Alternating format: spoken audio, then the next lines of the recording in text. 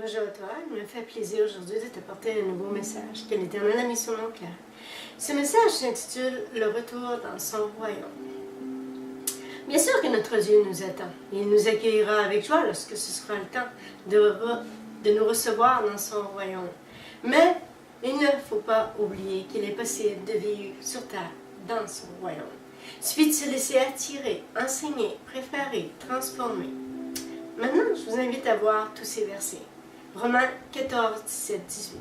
Car le royaume de Dieu, ce n'est pas le manger et le boire, mais la justice, la paix et la joie par le Saint-Esprit. Celui qui sert Christ de cette manière est agréable à Dieu et approuvé des hommes. Dans Luc 17, 20, 21, il est écrit, les pharisiens demandèrent à Jésus, combien est le royaume de Dieu? Il leur répondit, le royaume de Dieu ne vient pas de manière à frapper les regards. On ne dira point, il est ici ou il est là, car voici le royaume de Dieu est au milieu de vous. Et il dit aux disciples, les jours viendront où vous désirerez voir l'un des jours du Fils de l'homme, et vous ne le verrez point. On vous dira, il est ici, il est là, n'y allez pas, ne courez pas après. Car comme l'éclair resplendit et mille d'une extrémité d'un ciel à l'autre, ainsi sera le Fils de l'homme en son jour. Il est écrit aussi dans Luc 8, 10, il est vraiment dit, il vous a été donné de connaître les mystères du royaume de Dieu, mais pour les autres, cela leur est dit en parabole, afin que, en voyant, ils ne voient point, et qu'en entendant, ils ne comprennent point. Il est écrit aussi dans Luc 9, 26 et 27, car quiconque aura honte de moi et de mes paroles, le Fils de l'homme aura honte de lui quand il viendra dans sa gloire, dans celle du Père et des saints anges. Je vous le dis en vérité, quelques-uns de ceux qui sont ici ne mourront point, qu'ils n'aient vu le royaume de Dieu. Il est écrit aussi dans Luc 22, 28, 30. Vous êtes de ceux qui avez persévéré avec moi dans mes épreuves. C'est pourquoi je dispose du royaume en votre faveur, comme mon Père en a disposé en ma faveur, afin que vous mangiez et buviez à ma table dans mon royaume, et que vous soyez assis sur des trônes pour juger les 12 tribus d'Israël. Il est écrit aussi dans Jean 14, 23, 24, Jésus lui répondit, si quelqu'un m'aime, il gardera ma parole, et mon Père l'aimera. Nous viendrons à lui, nous ferons notre demeure chez lui. Celui qui ne m'aime pas ne garde pas mes paroles, et la parole que vous entendez n'est pas de moi, mais du Père qui m'a envoyé. Il est écrit aussi dans Matthieu 6, 33, cherchez premièrement le royaume et la justice de Dieu, toutes ces choses vous seront données par-dessus. Il est écrit dans le verset Hébreux 12, 27, 29. Ces mots, une fois encore, indiquent le changement des choses ébranlées, comme étant faites par un temps, afin que les choses inébranlables subsistent. C'est pourquoi, recevant un royaume inébranlable, montrons notre reconnaissance en rendant à Dieu un culte qui lui soit agréable, avec piété et avec crainte, car notre Dieu est aussi un feu dévorant. Et le dernier verset, Jacques 2, 5. Écoutez, mes frères bien-aimés, Dieu n'a-t-il pas choisi les pauvres aux yeux du monde pour qu'ils soient riches en la foi et héritiers du royaume qu'il a promis à ceux qui l'aiment? Amen. C'est comme celui qui désire se trouver un emploi. Il doit commencer par aller à l'école, se laisser instruire concernant son métier. Pendant plusieurs années, il doit étudier selon le choix du métier qu'il aime, concernant ce qu'il désire faire tout au long de sa vie sur Terre. Ce n'est que lorsque le nombre d'années d'études que requiert cet emploi est assimilé par l'enseignement qu'il a reçu, qu'il peut accéder à la recherche d'emploi et travailler dans ce domaine, parce qu'il a tout le bagage nécessaire en lui. Il faut approfondir cette connaissance et acquérir un peu d'expérience, et au fil des années, il se perfectionnera. Pour l'enfant de l'Éternel Dieu, c'est pareil. Il est écrit dans ce verset, Philippiens 3, 12, 14, « Je cours vers le but pour remporter le prix de la vocation céleste de Dieu en Jésus-Christ. » Sur la terre, l'enfant de notre Dieu avance sur le chemin que Jésus a tracé pour lui. La route est parfois longue et pénible, mais la vie est aussi une aventure remplie d'expériences intéressantes et intrigantes, et tous peuvent y circuler sur le même chemin. Examinons de plus près ceci maintenant. C'est une vision que j'ai reçue. Le chemin de la vie est comme une autoroute. Parlons maintenant et examinons la vision que j'ai reçue. Une suite de dépassements où tu te fais dépasser par les gens qui sont plus rapides que toi, plus zélés ou plus pressés que toi, tandis que d'autres sont moins vite et moins pressés. Il en est ainsi concernant notre marche avec le Seigneur. Nous avons tous un but à atteindre, un endroit où nous devons nous rendre. Oui, il nous faut atteindre ce but et nous sommes tous, chacun dans notre véhicule, autrement dit notre corps. Et nous devons avancer à la vitesse que le Seigneur nous permet d'aller, avec sa force, en réalité. Notre Dieu n'attend pas de nous que nous soyons les plus rapides, mais les plus attentifs à ce qui se passe autour de nous et en nous. D'ailleurs, le plus rapide ne veut pas dire le plus expérimenté. Non. Certains sont beaucoup trop zélés et ceci devient de la folie sur Terre. Il y a des limites et des lois à respecter. Il faut suivre les indications que les autorités ont mises sur notre chemin, ainsi que des limites de vitesse à respecter. Pourquoi des limites? Pour nous imposer une manière de vivre, afin d'avancer et garder l'équilibre. Conserver aussi la paix et demeurer dans la bonne voie. Oui, afin d'y rester aussi. Cela ne sert à rien d'aller trop vite ou de courir. L'homme risque de manquer son coup et de ne pas atteindre le but. Spirituellement, l'Éternel nous impose aussi des limites et des lois à suivre, afin de nous aider à conserver un bon équilibre et pour demeurer sur le bon chemin. Nous sommes comme un véhicule, souvent trop pressé, parfois insouciant du danger. Il suffit de regarder de chaque côté pour manquer le but et quitter le chemin à suivre. Il est certain que ceux qui se laissent influencer par ceux qui les bravent ou les influencent, ils manquent de sagesse et ils manquent aussi le but. Il est dangereux d'avancer sur cette route en voulant faire la concurrence aux autres, juste pour savoir lequel arrivera avant l'autre, et même de vouloir savoir lequel atteindra le but en premier. Notre Dieu dit que tout homme doit respecter les limites et les lois instituées en ce monde. Voir ce verset où il est écrit dans Romains 13, 1, 5, que toute personne soit soumise aux autorités supérieures, qu'elle n'ait point d'autorité qui ne vienne de Dieu, et les autorités qui existent ont été instituées de Dieu. C'est pourquoi celui qui s'oppose à l'autorité résiste à l'ordre que Dieu a établi, et ceux qui résistent attireront une condamnation sur eux-mêmes. Ce n'est pas pour une bonne action, c'est pour une mauvaise que les magistrats sont à redouter. Veux-tu ne pas craindre l'autorité? Fais le bien, et tu auras son approbation. Le magistrat est serviteur de Dieu pour ton bien. Mais si tu fais le mal, crains, car ce n'est pas en vain qu'il porte l'épée. Étant serviteur de Dieu, pour exercer la vengeance et punir celui qui fait le mal. Il est donc nécessaire d'être soumis, non seulement par crainte de la punition, mais encore par motif de conscience. Il n'y a pas de passe-droit pour personne en ce monde, et pour le monde spirituel, c'est pareil. Ce n'est pas le plus beau, le plus fin, le plus intelligent qui parle le mieux aux yeux de notre Dieu. Voir ce verset où il est écrit Proverbe 3, 7, 8. Ne sois point sage à tes propres yeux. Crains l'Éternel et détourne-toi du mal. Ce sera la santé pour tes muscles et un rafraîchissement pour tes os. C'est bon d'avoir du zèle et de s'empresser pour aller jusqu'au bout. Mais notre Dieu désire que ses enfants avancent sur la route en étant prudents et responsables, obéissant aussi aux autorités et respectant toutes les lois, en étant détendus et en appréciant tout ce qui se passe concernant ce qu'ils y découvrent sur leur chemin. Rien ne sert de courir, il faut partir à temps. Oui, lorsque notre Dieu fait un appel sur nous, il faut se lever et partir lorsqu'il nous le demande. Ne jamais le devancer, mais écouter et obéir à sa volonté en tout temps, peu importe ce qui se passe.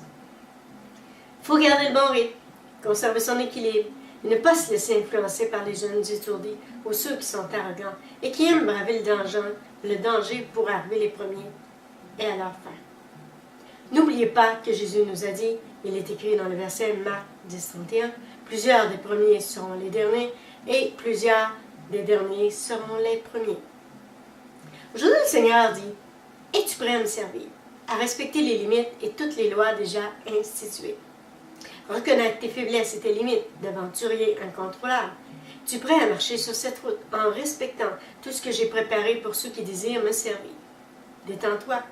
La route, je la connais, et malgré les tempêtes et les mauvaises conditions de la route, tu y arriveras.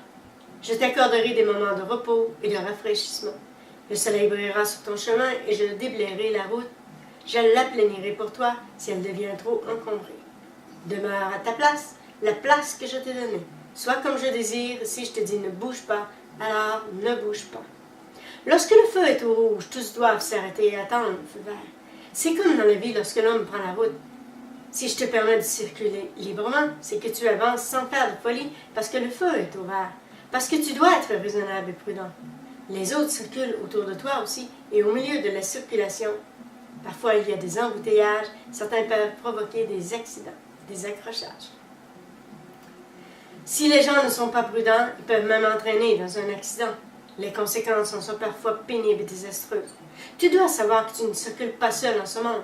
Donc, tout comme toi, Les autres doivent aussi faire attention et être vigilants. Tu n'es pas seul en ce monde.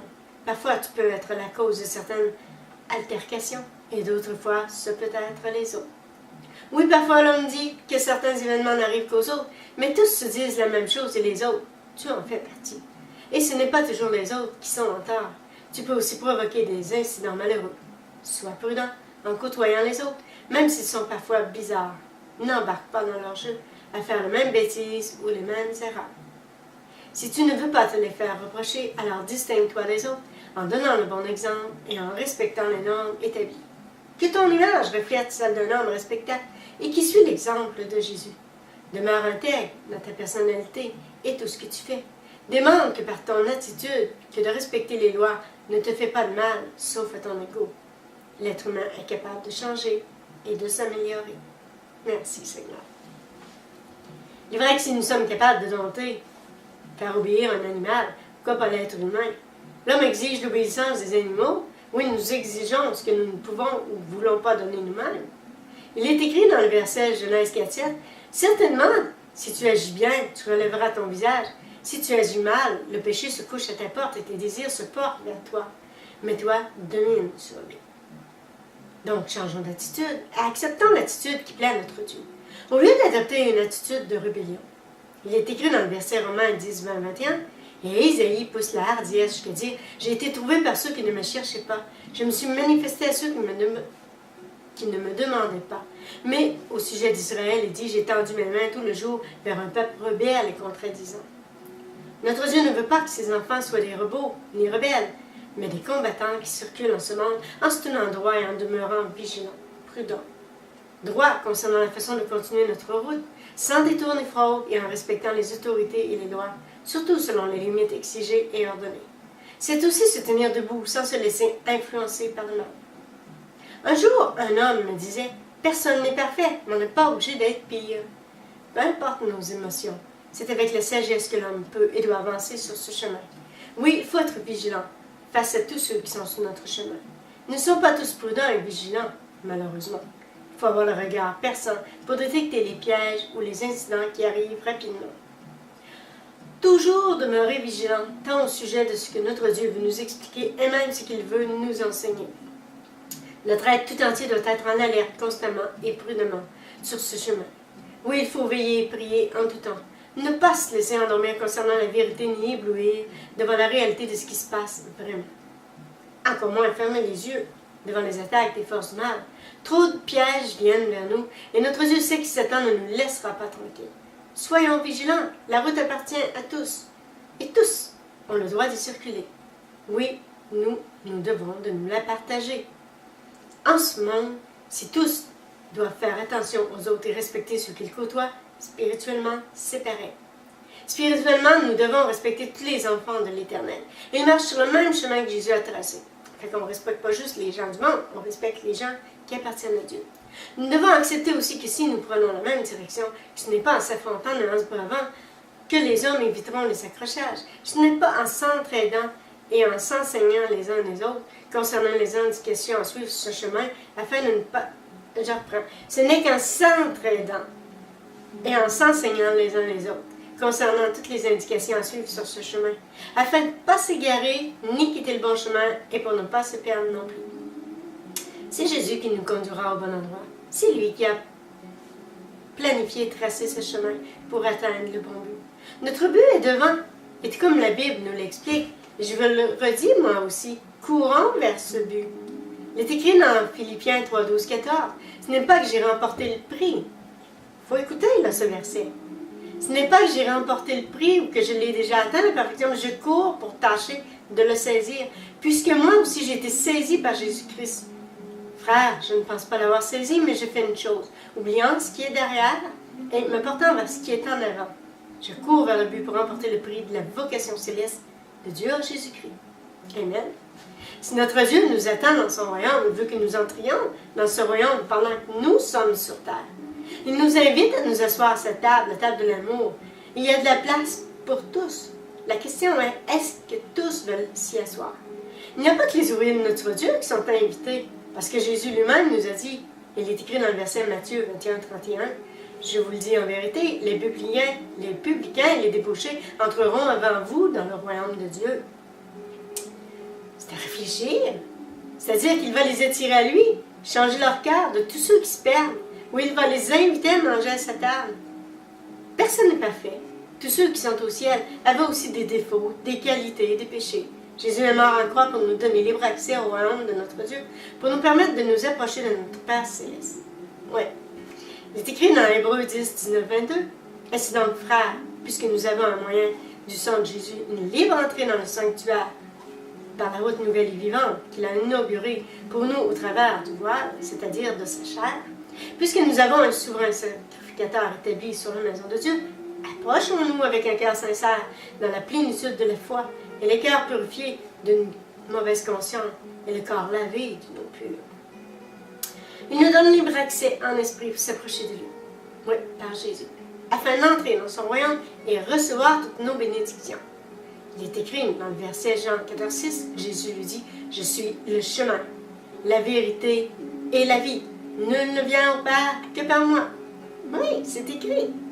Parce que Jésus prépare son armée à combattre les forces du mal. Il nous permet aussi de nous revitailler d'amour, de paix, de joie à son royaume. Sur terre. Comme tout est spirituel, alors imaginez ce qui vient et ce royaume où tous les ouvriers entrent et sortent. C'est merveilleux et glorieux. Ils sont unis, se partagent toutes leurs aventures. Ils se pardonnent entre eux et se donnent la main pendant leur combat, même concernant les épreuves et leurs souffrances. Ils utilisent ce temps de partage pour s'encourager les uns les autres, pour se glorifier et renouveler leur force en Jésus. L'Éternel m'a appris aussi que s'il permet des épreuves, ce n'est pas pour que son enfant lui dise « Ôte l'épreuve, Seigneur, s'il te plaît », mais bien pour qu'il trouve ce que notre Dieu veut lui apprendre ou lui faire comprendre pendant ce temps d'épreuve. Qu'il cherche et trouve la force que notre Dieu dépose en lui. Parce que Jésus habite en lui et sa force est en lui aussi. Il est écrit dans le verset 2 Timothée 1,7, c'est pas un esprit de timidité que notre Dieu nous a donné, mais un esprit de force, d'amour et de sagesse. Lorsque l'homme trouve cette force, il comprend comment agir cette force. Alors il reconnaît cette force et il voit son Dieu agir puissamment. Il sait et reconnaît qu'il va passer dans l'épreuve et en sortir vainqueur. La force, c'est l'unité. C'est aussi la communion entre eux et leur union avec Jésus. Oui, c'est l'union qui fait leur force. Ceci devient comme un besoin de se réunir, de se côtoyer, de se partager tout ce qu'ils vivent et reçoivent pendant ce temps. Cela leur démontre aussi que tous vivent des temps difficiles, qu'ils ne sont pas seuls à vivre des épreuves, des temps difficiles. Ceci n'est qu'un exemple dans un sens. Tous les enfants de l'Éternel marchent sur le même chemin et le but atteint, trouver le royaume de notre Dieu sur terre. Puis entrer à la maison lorsque le temps de notre vie sur terre sera achevé et notre mission complétée. Oui, notre Dieu nous fera signe et nous accueillera auprès de lui dans sa demeure. Elle est grande, la maison de l'Éternel, et tous y ont leur place. Il est écrit dans Jean 14, 2, 4. Il y a plusieurs demeures dans la maison de mon Père. Si cela n'était pas, je vous l'aurais dit. Je vais vous préparer une place, et lorsque je m'en serai allé, et que je vous aurai préparé une place, je reviendrai. Je vous prendrai avec moi, afin que là où je suis, vous y soyez aussi. Vous savez où je vais, et vous en savez le chemin. Amen. Certains peuvent la refuser, mais celui qui aime Jésus aspire un jour à le retrouver. Celui qui vit pour lui aspire un jour à retourner vivre éternellement auprès de lui. Celui qui veut le servir aspire aussi à le servir dans son royaume céleste pour la vie éternelle, celle qui nous prépare. Mais sur terre aussi, nous sommes des voyageurs en ce monde et cette vie nous prépare à la suivante. Nous prépare à servir notre Dieu là-haut, être comme il désire, lui être agréable et vivre éternellement en remplissant la fonction pour laquelle il nous a préparés, servir sur terre et auprès de lui un jour. Il nous a formés et l'expérience que nous avons acquise demeure en nous pour le travail qu'il nous confie. Il nous prépare aussi à vivre avec lui pour l'éternité. Nous ne sommes pas préparés juste pour combattre les forces du mal. Ici-bas, sur terre, il nous confie une mission et là-haut, il nous confiera davantage. S'il peut nous faire confiance pour nous utiliser sur terre, nous devons lui faire confiance aussi et cette confiance sera méritée et bien récompensée. Oui, des récompenses éternelles sont offertes par notre Dieu, notre roi. Il sait remercier ses sujets. Oui, il sait comment les bénir. Le royaume Notre Dieu n'est pas un endroit où nous nous sentons obligés de servir et de faire nos devoirs. C'est l'endroit où nous vivons éternellement. Cela devient notre demeure éternelle. C'est un paradis où tous servent sans trêve. Et ils sont heureux. Il n'y a pas de discorde là-haut. Tous circulent heureux parce qu'ils ont appris sur terre à s'accepter et se côtoyer sans arrière-pensée. Il y a un temps sur terre pour apprendre à vivre ainsi, pour approfondir tout ceci. Si nous ne nous acceptons pas sur terre, entre au fond de l'éternel ou avec les hommes de ce monde, comment penser être accepté et s'accepter rendu là-haut? Notre Dieu nous prépare et il vient nous chercher lorsque notre cœur est prêt. C'est sur la terre que notre Dieu change notre cœur et nos pensées, pour que nous soyons prêts le jour où il nous rappellera à lui. Oui, afin que nous aussi, nous puissions aller dans ce merveilleux endroit qu'est le paradis. Le temps de formation sur terre est très important et plusieurs le refusent malheureusement. Pour tous ceux qui l'acceptent, je parle de la formation, ils ont la possibilité d'entrer dans ce royaume sur terre. Jésus nous l'a bien dit lorsqu'il est venu sur terre. Ceci est écrit dans le verset Luc 17, 21. « Car voici le royaume de Dieu est au milieu de vous. » Amen. Il est venu pour bâtir son Église. Pas une demeure faite de pierre ni de bois bâtie de main d'homme. L'Éternel Dieu n'habite pas dans des constructions d'hommes, mais dans notre cœur. Voir ce verset, Acte 17, 24.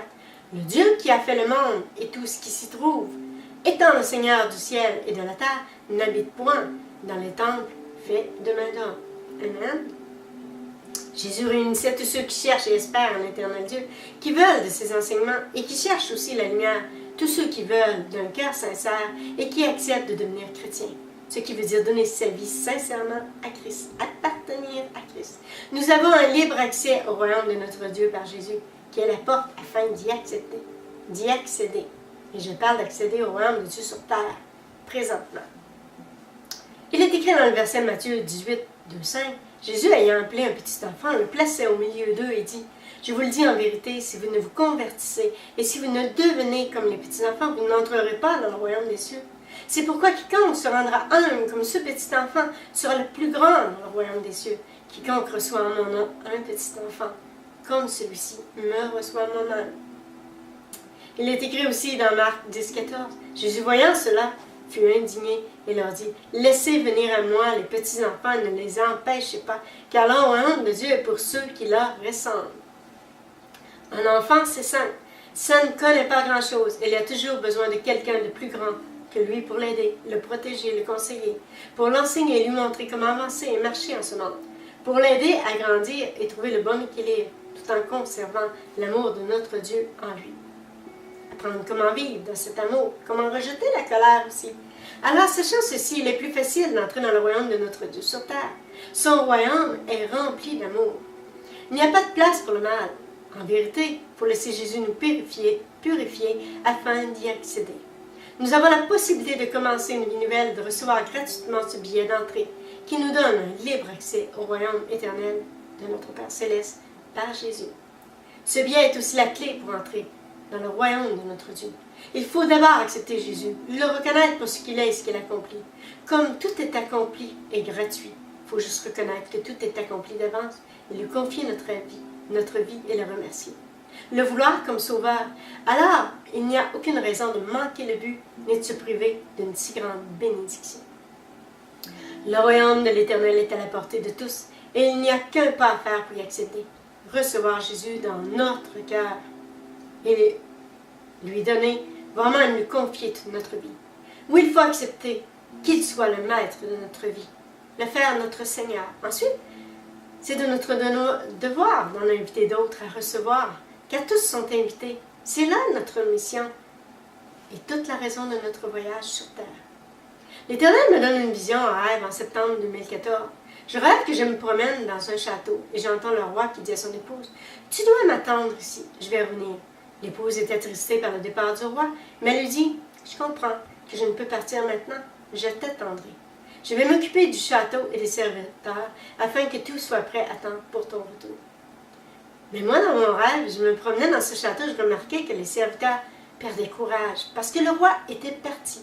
Le maître n'était plus là et il était parti au loin. Le temps passait, les serviteurs se décourageaient. Les serviteurs ne voulaient plus préparer de nourriture, trop découragés. Alors ils ont tout nettoyé la cuisine pour tout ranger ainsi que le château pour le fermer et l'abandonner. Grève générale. Ils n'étaient plus intéressés de continuer à travailler. Ils n'en voyaient même plus l'importance. Leur joie n'était plus ni la raison d'accomplir ce travail. Certains s'occupaient de fermer les lumières de toutes les pièces et éteignaient toutes les cheminées de la grande salle. Il y en avait tout le tour de la pièce principale où le banquet aurait lieu pour les invités. Ces cheminées servaient à réchauffer la grande salle pour le grand banquet du roi. En dernier, je remarque que la salle d'invités est vide. Ils l'ont fermée. C'est très sombre et les ouvriers ont quitté le château. C'était la salle où les serviteurs devaient accueillir tous les invités du roi pour le grand buffet. Malheureusement, les ouvriers ne se réjouissaient plus pour le grand jour de cette réception en l'honneur de Jésus. Non, ils n'avaient plus le cœur à se réjouir. Et dans ce rêve, je me voyais leur dire, vous devez revenir et continuer, recommencer à travailler, à servir. Vous devez préparer la salle où aura lieu le festin. Oui, la réception aura lieu bientôt. Il y aura beaucoup d'invités à la table du Seigneur. Oui, ce sera un grand banquet. Je leur disais aussi, rallumez toutes les lumières du château et rallumez tous les foyers de la salle de réception. Réchauffez la pièce du roi pour que l'ambiance soit apaisante, confortable et agréable. Il faut que le château démontre qu'il est encore habité, rempli d'amour, de joie et de présence. Il fallait que je leur dise aussi, chantez des louanges d'allégresse, parce que les invités vont venir, que rien n'est fini. Le roi revient bientôt. Ça vaut la peine de continuer de persévérer. Il faut préparer le banquet du roi et de ses invités. Il faut être prêt à temps lorsqu'il reviendra chercher son épouse. C'est lorsque tout sera prêt, que la salle sera remplie d'invités, que tous ceux qui doivent venir dans le banquet auront répondu à l'invitation du roi, que le roi reviendra pour rejoindre ses invités et les bénir de sa présence. Oui, il fera en sorte, il fera son entrée dans la grande salle où aura lieu cette belle réception. Un banquet d'amour pour tous ces sujets et tous ces invités. Oui, tous réunis à la table de l'amour. Ensuite, je vis le roi entrer dans la grande salle de réception comme il a promis à tous ses sujets. Et je me suis réveillée. Mais comme j'ai apprécié cette révélation. Nous demande encore aujourd'hui vraiment tout ce que cela pouvait vraiment révéler.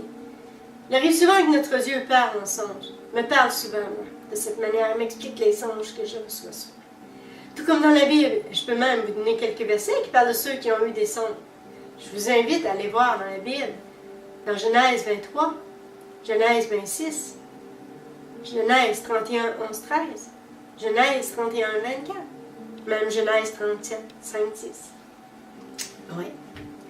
Ce rêve que l'Éternel m'a donné pour vous dire que vous devez vous réjouir parce que le festin aura bien lieu. Ne perdez pas courage, mais continuez de servir. Comme si le maître était encore là, car il revient bientôt. Excusez, la table doit être mise, car les gens vont venir, et nous devons de les accueillir au nom du roi, et de les faire asseoir à la grande table, la table de l'amour. Soyez rassurés que le roi fera son entrée bientôt, que tous se réjouiront d'avoir persévéré. Puis mon Dieu m'a donné ces versets, 2 ans après l'avoir reçu, cette vision, et après l'avoir écrite. Il est écrit dans Matthieu 25, 5, 34. Alors le royaume des cieux est semblable à 10 vierges qui, ayant pris leur lampe, allèrent à la rencontre de l'époux. 5 d'entre elles étaient folles et 5 sages. Les folles, en prenant leur lampe, ne prirent point d'huile avec elles, mais les sages prirent avec leur lampe de l'huile dans des vases. Comme l'époux tardait, toutes s'assoupirent et s'endormirent. Au milieu de l'ennemi, on cria, « Voici l'époux, allèrent à sa rencontre. » Car toutes ces vierges se réveillèrent et préparèrent leur lampe. Leurs folles dirent aux sages, « Donnez-nous de votre huile, car nos lampes s'éteignent. » Les sages répondirent, « Non, il n'y en aurait pas assez pour nous et pour vous. Allez plutôt chez ceux qui en vendent et achetez-en pour vous. » Pendant qu'elles allèrent en acheter, l'époux arriva, celle qui était prête à entrer avec lui dans la salle de noces, et la porte fut fermée. Plus tard, les autres vierges vinrent et dirent, « Seigneur, Seigneur, ouvre-nous. » Mais il répondit, « Je vous le dis en vérité, je ne vous connais pas. Veillez donc, puisque vous ne savez ni le jour ni l'heure. » Il en sera de même d'un homme qui, partant pour un voyage, appela ses serviteurs et leur remit ses biens. Il donna 5 talents à l'un, 2 à l'autre, et au 3e, à chacun selon sa capacité, et il partit aussitôt. Celui qui avait reçu les 5 talents s'en allant, les fit valoir, et il gagna 5 autres talents. De même, celui qui avait reçu les 2 talents en gagna 2 autres. Celui qui n'en avait reçu qu'un alla faire au creux de la terre et cacha l'argent de son main. Longtemps après, le maître de ses serviteurs revint et leur fit rendre compte. Celui qui avait reçu les 5 talents s'approchait en approchant 5 autres talents. Et il dit, « Seigneur, tu m'as remis 5 talents. Voici, j'en ai gagné 5 autres. » Son maître lui dit, « C'est bien, bon et fidèle serviteur. Tu as été fidèle, peu de choses, je te confierai beaucoup. Entre dans la joie de ton maître. » Celui qui avait reçu les 2 talents s'approcha aussi et dit, « Seigneur, tu m'as remis 2 talents. Voici, j'ai gagné 2 autres. » Son maître lui dit, « C'est bien, bon et fidèle serviteur. Tu as été fidèle en peu de choses, je te confierai beaucoup. Entre dans la joie de ton maître. » Celui qui n'avait reçu qu'un talent s'approchait ensuite et dit, « Seigneur, je savais que tu es un homme dur qui moissonne ou tu n'as pas semé, qui amasse ou tu n'as pas vanné. J'ai eu peur, je suis allé cacher ton talent dans la terre. Voici, prends ce qui est à toi. » Son maître lui répondit, « Serviteur méchant et paresseux, tu savais que je moissonne ou je n'avais pas semé, que j'amasse ou je n'avais pas vanné. Te fallait donc remettre mon argent au banquier et à mon retour, j'aurais retiré ce qui était moi avec intérêt. Ôtez-lui donc le talent et donnez-le à celui qui a 10 talents. Car on donnera à celui qui a, et il sera dans l'abondance, mais à celui qui n'a pas, on ôtera même ce qu'il a. Le serviteur inutile, jetez-le dans les ténèbres du dehors, où il y aura des pleurs et des grincements de dents. Lorsque le Fils de l'homme viendra dans sa gloire avec tous les anges, il s'assiera sur le trône de sa gloire. Toutes les nations seront assemblées devant lui, séparera les uns d'avec les autres, comme le berger sépare les brebis d'avec les boucs. Et il mettra les brebis à sa droite et les boucs à sa gauche. Alors le roi dira à ceux qui sont à sa droite, « Venez, vous qui êtes bénis de mon Père, prenez possession du royaume qui vous a été préparé dès la fondation du monde. » Amen. Bon, maintenant, moi, je vous laisse réfléchir à ce message qui est très important. Oui, et je vous dis, soyez bénis au nom de Jésus. Amen.